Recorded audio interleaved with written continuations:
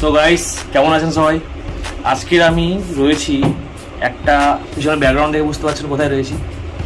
তো আজকে এই নিয়ে একটা ভিডিও বানাচ্ছি, যেটা গরমকালে মানুষ বেশি কোনটা প্রেফার করে, হার্ড ড্রিঙ্ক নাকি সফট ড্রিঙ্ক, মানে হুইস্কি নাকি বিয়ার। সেটা এই কারণে বলছি, কারণ আমি আপনাদের গরমকালে কিছু নতুন ধরনের হুইস্কি দেখাবো, যেগুলো আপনি বিয়ারের বদলে খেতে পারেন। কিন্তু তার আগে আমাকে জানতে হবে যে আপনারা যারা ড্রিঙ্ক করেন তাদের কোনটা পছন্দ গরমকালে, হার্ড ড্রিঙ্ক নাকি বিয়ার বা সফট ড্রিঙ্ক যেটা বলি বিয়ার। তো জানাবেন আমাকে কমেন্টে। তারপর আমি কিছু নতুন নতুন আইটেম দেখাবো হুইস্কির এবং বিয়ারের, যেটা আপনি প্রেফার করতে পারেন গরমকালে, যারা অ্যাকচুয়ালি ড্রিঙ্ক করে থাকে তাদের জন্য এটা।